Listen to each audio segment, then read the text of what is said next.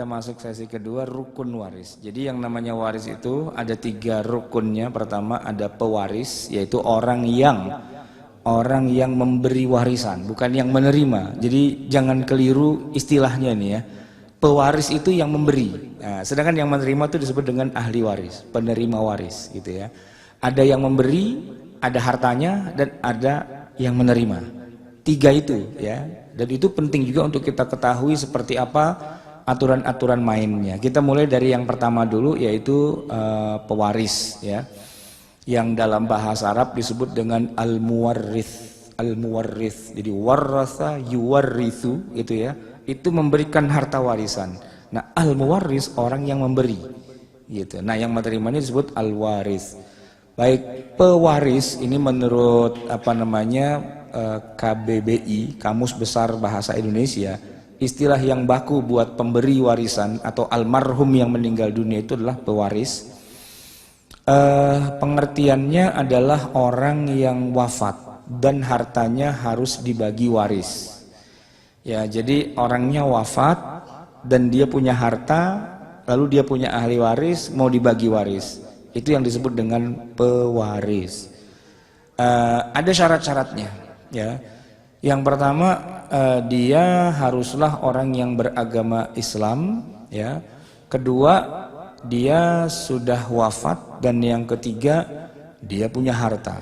Maka kalau ada orang bukan Islam agamanya, itu nggak usah dibagi waris sesuai dengan hukum Islam. Kenapa? Karena yang dibagi waris dengan hukum Islam itu hanya yang agamanya Islam. Jadi misalnya begini Pak, orang tua dari salah seorang kita itu ada yang agamanya belum Islam, mungkin dia masih agama Hindu, apa Buddha, apa Kristen dan sebagainya, mati. Ya udah, kita nggak bisa bilang mana warisan saya sesuai dengan syarat Islam, saya dapat sekian-sekian. Nggak bisa. Kenapa? Almarhumnya saja agamanya bukan Islam, maka nggak bisa diterapkan ketentuan-ketentuan hukum syariat Islam gitu. Yang kedua, almarhumnya harus sudah wafat. Kalau masih hidup, ya kita baru membuat rancangan gitu. Kira-kira kalau bapak meninggal, saya akan dapat sekian. Tapi ntar dulu, belum tentu dia yang meninggal. Bisa jadi kita yang meninggal duluan. Iya kan? Bisa jadi. Nah, ini baru rancangan aja gitu. Jadi nggak bisa langsung, Pak, bagi warisnya sekarang aja deh Pak, mumpung masih seger. Nggak bisa. Kenapa?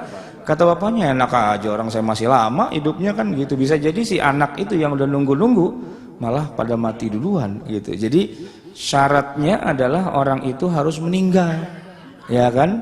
Nah, ini juga kadang-kadang saya suka ya dimintai tolong, ditanyai banyak hal tentang waris gitu ya.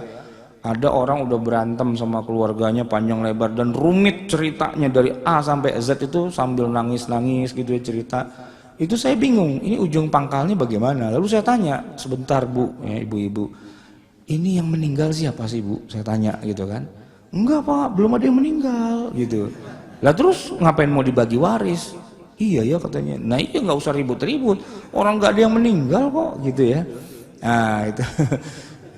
Jadi seorang pewaris itu ya dia tidak perlu kita ributin kalau dia masih hidup. Nah, baru kita ributin masalahnya kalau dia sudah meninggal. Nah, jadi kita tahu dulu ya. Dan kemudian yang ketiga ya punya harta. Nah, yang juga perlu kita ketahui nih ya dalam hal pewarisan gini-gini. Seringkali dalam satu keluarga ada yang meninggal tapi sayangnya tidak segera dibagi waris. Lalu kemudian para calon ahli warisnya yang belum menerima waris itu karena tidak dibagi-bagi akhirnya juga pada meninggal gitu ya kan. Jadi ini benang kusut gitu. Yang meninggal tuh sampai ada 4 ya, dari mulai kakeknya, kemudian anaknya si kakek, kemudian siapa tuh pada mati gitu. Nah udah begitu baru mau dipecahin masalahnya, pembagian warisnya gimana ya. Nah ini yang rancunya serancu-rancunya ya kan. Nah cluenya ya untuk jalan keluarnya itu sederhananya begini, pisah per kasus berdasarkan yang mati gitu. Pisahkan berdasarkan yang mati. Yang mati siapa dulu nih pertama? Kakek. Oke, kita bikin hitung-hitungan waris berdasarkan yang mati itu kakek. Saat itu yang masih hidup siapa? Nah, masing-masing itu dapat sesuai dengan jatahnya sebagai ahli waris. Tapi dia udah mati, sekarang kan udah mati. Waktu itu udah mati belum? Belum. Nah, dianggap dia masih hidup, dibagi dulu, gitu kan? Lalu kemudian siapa lagi yang mati, gitu kan? Oh, mungkin anak pertama. Oke, kita hitung lagi sesuai dengan ya ahli warisnya si anak pertama dan harta yang dimiliki oleh anak pertama itu. Jadi kalau yang mati ada 4, itu mapnya ada 4, map penghitungannya sesuai dengan mereka masing-masing, ditelusuri satu persatu. Ini istilahnya pembagian waris berantai, MLM warisan gitu ya, multi level marketing. Nah itu dibagi-bagi sesuai dengan, jadi nggak bisa langsung ditimpa begitu aja. Ya udah sekarang siapa aja nih bagi warisnya? Enggak, kita harus cari dulu nomor 1 tuh yang mati siapa, itu dulu sebagai pokoknya. Lalu kemudian siapa ahli warisnya si yang mati itu, gitu kan? Nah kalau ada 4, ahli warisnya beda-beda semua berarti, gitu loh, ya kan? Dan hartanya masing-masing pasti beda-beda juga. Nah, makanya kalau ada sampai 4, 5, 6 dan sebagainya, gitu pecah-pecah dulu semua masing-masing sendiri-sendiri. Jadi nanti yang hitung komisinya juga sendiri-sendiri komisinya, gitu ya. Iya, jadi banyak gitu kan. Nah syarat yang ketiga, almarhum itu harus punya harta yang ditinggalkan. Jadi walaupun udah rumit dan sebagainya, kita tanya hartanya berapa, nggak ada sih, nggak ninggalin apa-apa. Ya udah kita tutup, wabillahi taufik wal hidayah.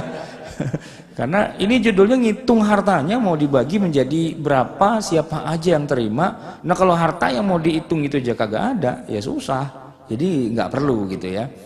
Nah sebagai pewaris itu ada kewajibannya. Kita ini semua insya Allah sebagai pewaris, calon pewaris. Kalau udah meninggal maka kita punya harta ini bakalannya dibagi-bagi kepada para ahli waris kita. Apakah itu istri, apa itu anak ya dan sebagainya. Nah kita punya kewajiban sejak masih hidup ini apa?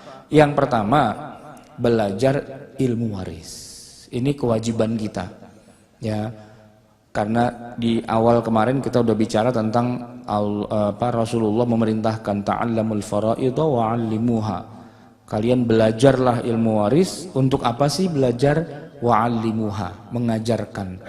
Jadi begini Pak, salah satu penyebab yang paling sering terjadi, kenapa kok keluarga-keluarga itu pada berantem dalam masalah waris, rata-rata mereka itu nggak ngerti hukum waris. Dan kalau ditelusuri lagi, kenapa pada kagak ngerti? Itu bapaknya nggak pernah ngajarin, gitu loh. Jadi yang salah tuh bapaknya, gitu. Kita kesian aja sama almarhum mati gitu ya. Kan perintahnya ku anfusakum wa ahlikum naro. Jagalah dirimu dan keluargamu dari api neraka. Ngajarin sholat udah, ngajarin ngaji udah, tapi satu yang paling penting, ngajarin hukum waris itu belum. Jadi anak-anaknya cuma ditinggalin harta, ya kan? Setelah itu pesannya silahkan berantem, gitu loh. Nah, silahkan berantem, silahkan rebutan, gitu ya. Nah, gitu. Padahal yang harus dilakukan begini, sebelum ditinggalkan harta, anak-anaknya itu semua wajib diajarin hukum waris. Biar nanti dia tahu haknya itu yang mana dan mana yang bukan haknya. Nah, gitu. Nah kalau anak-anaknya cuma diajarin sholat doang, hafal Quran doang, sementara hukum warisnya enggak, tapi hartanya berlimpah dari bapaknya, siap-siap gitu, siap-siap terjadi perang, pecah di antara keluarga karena mereka jahil, nggak ngerti agama, nggak ngerti syariat Islam, nggak ngerti cara bagi waris yang benar. Maka ini kita, setiap orang kita ini wajib ya ngajarin kepada calon ahli waris kita. Ya kalau bapak-bapak tuh wajib ngajarin pada istri-istrinya. Mah, kalau aku mati nanti, mama tuh dapatnya cuma 1/8 loh, Ma. Gitu loh. Sisanya yang 7/8 tuh haknya anak-anak kita. Ya, jangan kemudian hartaku ini kau ambil semua dan kau nikah lagi dengan berondong. Itu nggak boleh, gitu loh. Nggak boleh, gitu. Kenapa? Haknya cuma 1/8. Nah sisanya yang 7/8 itu hak anak-anak kita. Dan kisah ada orang makan harta anak yatim kalau di masa lalu ya, itu bukannya ada pengurus panti asuhan nilep duit panti asuhan, bukan itu kasusnya. Kasusnya adalah seorang istri yang suaminya meninggal gitu ya, dia tuh ngangkangin harta suaminya sepenuhnya. Dan anak-anaknya itu keleleran, nggak ada yang ngurusin gitu, karena dihabisin semua sama istrinya gitu. Nah itu namanya makan harta anak yatim. Jadi anak yatimnya itu bukan anak yatimnya orang sebenarnya, anak yatim anaknya dia sendiri gitu. Nah yang sering terjadi kan begitu sekarang. Coba aja bapak kita meninggal, nggak berani diantara kita itu minta warisan kepada emak kita yang masih hidup, karena emak kita itu merasa bahwa dialah pewaris tunggal. Ya coba aja jajalin, mak itu harta bapak gimana bagi warisnya. Si emak marah-marah itu, karena merasa apa? Saya masih hidup, masih napes, udah dimintain warisan gitu. Bukan hartanya emak, hartanya bapak gitu kan.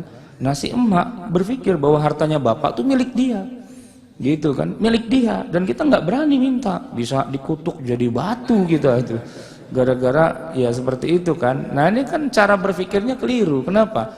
Emak kita itu rajin ngaji loh ya, ahli ibadah, puasa Senin Kemisnya nggak pernah berhenti ya, tahajudnya dan sebagainya itu luar biasa. Tapi pemahaman syariahnya terhadap hukum waris dari harta almarhum bapak kita itu nol besar, jeblok gitu loh. Nah itu yang sering terjadi di tengah masyarakat kita.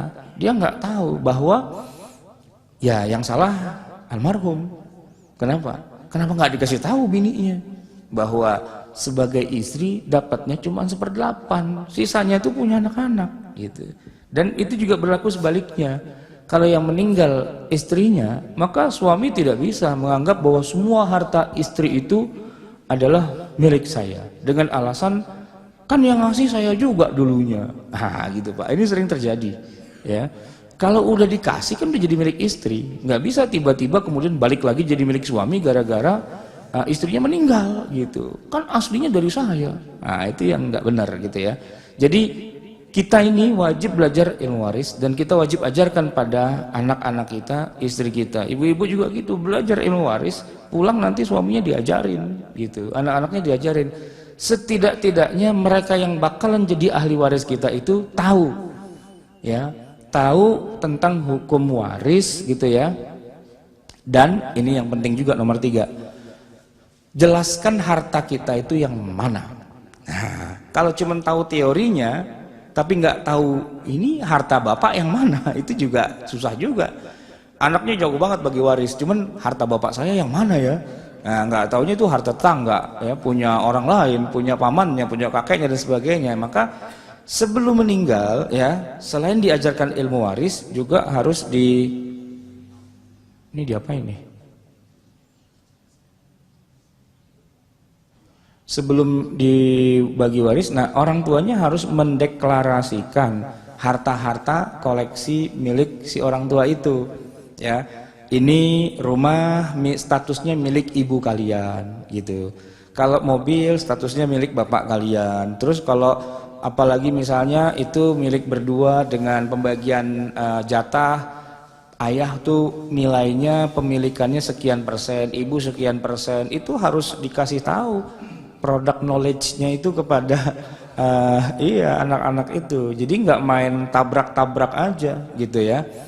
Jadi jelaskan harta. Sayangnya di tengah masyarakat kita itu, jangankan anak-anaknya, antara suami dan istri aja mereka juga bingung ini harta punya siapa ya gitu loh. Karena merasa belinya bareng-bareng. Ya nggak apa-apa merasa beli bareng-bareng dan dimiliki berdua nggak apa-apa, tapi sepakati juga poin yang paling penting. Ini kepemilikannya masing-masing mau berapa-berapa nih? Mau 50-50 atau 40-60 atau 70-30 atau 90-10 atau 99-1 gitu loh. Ini penting juga gitu kan, karena mungkin cinta sesama suami istri itu selama hidup mengaburkan segalanya. Cinta mengaburkan segalanya, tapi begitu udah wafat salah satunya, udah nggak ngomong cinta lagi, ngomong haknya suami itu dari rumah ini berapa persen dan haknya istri berapa persen. Nah ini penting, dan lebih penting lagi anak-anaknya harus tahu juga untuk pembagian waris seperti itu. Ini saya kasih contoh sederhana, kasus nyata. Bibi saya sendiri, adiknya bapak saya. Ceritanya kan mereka suami istri ya, suaminya meninggal gitu ya. Terus setelah meninggal si suami atau si bapaknya, anak pertama itu meninggal. Anak pertama meninggal. Setelah anak pertama meninggal, ini belum dibagi waris ya. Bapaknya meninggal, belum dibagi waris. Sampai anak pertama meninggal. Setelah itu baru ibunya yang meninggal. Nah, setelah bapak, anak pertama dan ibu, baru mereka mau bagi waris karena rumahnya laku dijual ceritanya. Terjadi konflik. Apa? Ternyata tanah yang mereka tempati dan rumah yang mereka tempati selama ini itu di surat tanahnya itu atas nama ibu. Atas nama ibu, bukan atas nama bapak. Nah, terus gimana bagi warisnya? Ini kalau emang benar nih tanah milik ibu, ya kan? Si anak pertama yang mati itu dapat warisan nggak? Nggak dapat kan? Kenapa nggak dapat? Salahnya sendiri, kenapa mati duluan, kan gitu ya? Iya. Kalau mau dapat matinya belakangan. Emaknya dulu mati, baru dia mati gitu ya. Nah, bapaknya meninggal, nggak ada urusan. Kenapa? Bapaknya ternyata bukan pemilik rumah dan tanah itu, mati-mati nggak punya warisan. Nah, anak pertama meninggal, nah, gitu kan? Ya orang mati sih nggak butuh warisan gitu ya. Cuman kan anak pertama ini udah nikah dan udah punya anak lagi. Jadi dia punya istri dan punya anak. Nah, baru dulu pendatang di sini ya, rumah saya, bapak kalian kesini kawin sama emak saya ini modalnya dengkul doang 2 biji gitu misalnya. Nah, gitu kan. Nah, ini punya saya. Sekarang saya mau kalian dengerin baik-baik ya. Ente kan semua udah pada punya rumah masing-masing berkeluarga. Nah, ini adik nih yang paling bontot nih, emak mau kasih rumah nih pada dia. Ada yang keberatan angkat tangan. Gitu. Harusnya begitu. Nah, yang lain mau keberatan. Misalnya, wah mak nggak bisa dong mak, ini kan saya cuma bagian. Mak bisa balik bertanya, tahu nggak status tanah sama rumah ini punya siapa? Ya punya emak sih. Masalah buat lo. Yang ya iyalah kan gitu kan. Jelas gitu. Ketika masih hidup tuh udah ditegaskan seperti itu. Jadi nggak ada yang ribut-ribut lagi. Nah ini emaknya meninggal aja gitu kan. Terus si anak bontot sama abang-abangnya berantem, nggak karu-karuan. Nah ini yang saya bilang bom waktu. Ya kita doain sih biar emak di alam barzahnya tenang gitu ya. Cuman anak-anaknya nggak tenang di sini gitu. Sebenarnya sih dari dulu nggak ada ribut-ribut. Cuman gara-gara tanahnya naik jadi 25 juta semeter jadi rame gitu kan. Dulu sih biasa-biasa aja gitu ya. Jadi yang salah tuh yang naikin harga tanah sebenarnya. Nah, bom waktu juga adalah, nah ini kasus juga nih Pak nih, keluarga saya juga. Jadi saya emang jadi pengamat gitu ya, pengamat. Ngutang diem-diem Pak. Ini emang kasusnya orang Betawi juga kan, tanahnya emang mahal gitu ya. Jadi di daerah rumah saya itu, developer itu kalau mau beli tanah itu kan datang ke rumah satu-satu gitu ya. Nah, ini masih paman saya juga. Dia memang ya orang Betawi lah, makelar, calok tanah. Nah dia tokoh Betawi juga di situ, maka semua keluarga di situ sama dia udah diatur. Kita jangan main lepas-lepas aja sama developer. Bersatu kita teguh, bercerai kita runtuh, dia bilang. Jadi saya akan koordinir, ada bagi hasil. Berarti yang dibagi ini bukan hasilnya, yang dibagi adalah ini berapa nilai tanah yang dikerjasamakan dengan pihak lain. Nilainya itu berapa, kan gitu. Nah nanti bisa saja bisnis dengan pihak lainnya jalan terus. Tapi kepemilikannya itu yang dibagi gitu. Jadi semacam saham ya kepada para ahli waris gitu. Kan sayang nih kalau tanahnya kemudian kerjasama bisnisnya dihentikan, lalu tanahnya dijual, kan sayang, menjadi harta yang tidak produktif lagi. Nah ini ngebagi, yang namanya bagi waris itu tidak harus selalu dalam bentuk menjual aset dan properti, tidak harus. Tapi bisa jadi dengan membagi saham dari aset atau properti itu gitu ya. Nah jadi ini juga perlu kita luruskan, yang sering banyak terjadi di tengah masyarakat adalah berpikir bahwa bagi waris itu adalah menjual baru duitnya dibagi-bagi. Enggak, bagi waris itulah ya warisannya apa dulu nih. Misalnya ya warisannya seekor kerbau ya, ahli warisnya ada 3 gitu yang harus dibagi sama gitu kan. Apakah kerbaunya dijual duitnya dibagi-bagi, atau kerbaunya disembelih dagingnya dibagi-bagi, atau nah ini kerbaunya ternyata laris manis buat ngebajak sawah tiap hari ada pemasukan.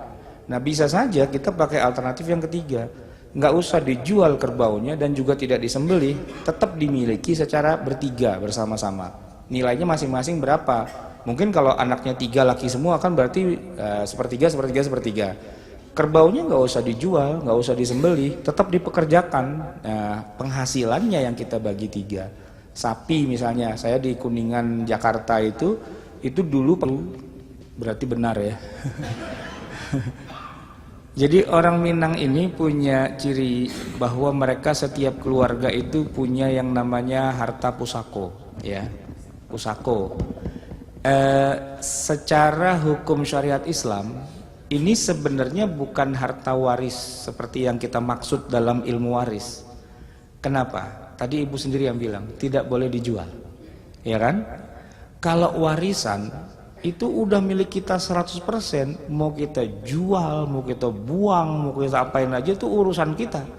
Karena sudah menjadi al-milkut tam, kepemilikan yang sempurna. Gitu kan? Jadi apakah boleh menjual rumah warisan? Ini kalau kita yang maksud adalah waris secara hukum syariah, ya boleh, orang itu punya kita, gitu kan? Tapi kalau sampai ada embel-embel, ini adalah warisan yang tidak boleh dijual. Oh, berarti ini bukan waris sebenarnya. Apa? Wakaf. Itu wakaf keluarga. Nah, kalau jatuhnya kepada yang perempuan, tahu nggak kenapa? Karena yang laki-laki itu menyebar ke seluruh dunia, cari perempatan jalan, buka warung Padang, kan gitu ya. Yang laki, ya kan? Nah, yang menempati di tanah leluhur itu kan biasanya yang perempuan, gitu kan? Nah, statusnya dia itu bukan pemilik, dia itu adalah pengelola harta wakafnya milik keluarga, tidak boleh dijual. Itu yang membuat tanah Minang itu ya, gitu loh. Tapi kan itu rumahnya milik bapak atau dari ibunya gitu, sama aja. Enggak, kalau milik bapaknya dapat, kan bapaknya mati dulu, ya. Terus anaknya kemudian meninggal, ya. Maka pada waktu si bapak itu meninggal, kan si anak tuh masih hidup, maka dia dapat warisan kan. Sayangnya tidak langsung dieksekusi gitu loh, masih nunda-nunda. Nah, ketika nanti emang betul-betul mau dieksekusi, ngeksekusinya itu sesuai dengan urut-urutannya. Yang mati siapa dulu? Si bapak kan. Nah, seolah-olah si anak yang kemudian meninggal itu pada saat itu kan masih hidup. Nah, itu kita kasih dulu, kita kasih bagiannya dia. Kan anaknya ada berapa misalnya kan? Nah, anaknya ada 3, 4, 5 gitu misalnya. Anak pertama itu kita kasih juga walaupun orang udah mati. Karena menghitungnya adalah ini seolah-olah pada saat lagi bapaknya waktu itu lagi meninggal, di mana anak pertamanya masih hidup, itu kita kasih bagiannya. Ya tentu karena anaknya sudah meninggal, setelah itu mereka harus bagi waris lagi. Ya, bagi waris yang kedua, yaitu ketika si anaknya itu meninggal. Ini kalau tanahnya itu milik si bapak yang matinya duluan. Nah, tapi dalam kasus yang saya cerita tadi kan, tanahnya bukan milik bapak, milik ibu. Ibunya. Maka bapaknya meninggal, hartanya apa yang mau dibagi waris? Kan nggak ada. Ya, kemudian ketika si anak pertama meninggal, ya dia juga nggak dapat apa-apa juga dari bapaknya. Nah, kalau dari ibunya nggak dapat lah. Kenapa? Orang dia mati duluan, ya kan? Harusnya dia tungguin dulu ibunya mati, baru dia mati, gitu loh. Ternyata dia mati duluan, salah sendiri kenapa mati duluan kan? Berarti kalau hukum waris dia nggak dapat. Kenapa? Orang yang matinya duluan kok malah mau dikasih waris sama orang yang matinya belakangan? Itu nggak bisa. Nah, jadi syaratnya orang yang menerima waris dia harus hidup pada saat orang yang mau memberi dia waris itu meninggal, kan gitu ya. Secara hukum waris maka si almarhum yang meninggal duluan ini kalau dia punya istri punya anak, istri dan anaknya tidak akan menerima waris dari itu semua, gitu kan? Kalau hukumnya pakai waris. Nah, berarti kita bisa pakai yang kedua, bisa pakai hibah atau bisa pakai wasiat, gitu. Hibah bisa gitu. Iya, dihibahkan oleh para ahli waris yang lain, gitu ya. Nah, para ahli waris yang lain, adik-adiknya bilang kesian tuh ponakan kita, ipar kita, dia nggak dapat apa-apa, kita pesta pora dia nggak dapat apa, yuk kita hibahin yuk sebagian dari kita. Kalau emang pada sadar, gitu. Nah, kalau pada nggak sadar, ya wassalam udah urusannya, nggak dapat apa-apa. Makanya hibah itu tergantung ahli waris. iya, tergantung ahli waris. Hibah itu tidak mengikat kan, saya bilang tadi kan. Kalau waris kan mengikat. Kalau hibah ya tergantung yang punya duit mau dia hibahin apa enggak. Itu. Ada aturan berapa persennya gitu? Hibah bebas. Bebas. Hibah bebas gitu. Bisa berapa aja. Tapi ya sifatnya sunnah bagi yang punya hartanya, dia mau hibahin apa enggak gitu. Kalau tidak juga nggak apa-apa gitu. Kalau enggak mau ngasih ya enggak apa-apa. Ya salah sendiri, kenapa bapak lu mati duluan kan gitu istilahnya. Gitu. Nah, ini kalau kita main salah-salahan, yang salah adalah tadi kan pertama ketidakjelasan, ini harta punya siapa kan nggak jelas gitu loh. Yang kedua, kenapa kalau meninggal tuh nggak segera dibagi waris itu. Jadi satu kesalahan itu akan menimbulkan kesalahan-kesalahan berikutnya. Nah, makanya jangan sampai melakukan satu kesalahan, segera dikoreksi biar jangan sampai menimbulkan dampak-dampak yang lain. Ini kan dampak yang sifatnya apa istilahnya itu saling terkait ya. Triple down effect apa istilahnya itu. Nah, itu saling gara-gara ini terus ini terus ini terus ini gitu. Jadi efek domino. Iya benar, efek domino. Gitu. Ya jawabannya ya harus ada kerahiman dari keluarga yang pada dapat harta waris. Ya kita senang-senang gitu, mereka bersedih nggak dapat apa-apa. Ini kerahiman. Bab kerahiman ini lain lagi ceritanya ini. Kerahiman itu ya kalau dia merasa kasihan, kalau dia enggak ya lu gua. Nah, gitu. Makanya sama saudara jangan kasar-kasar, jangan galak-galak. Ya bikinlah sama saudara tuh semua jadi tenang, jadi baik. Jadi kalau kita lagi pas nggak punya duit, itu banyak aja yang mau ngasih gitu kan.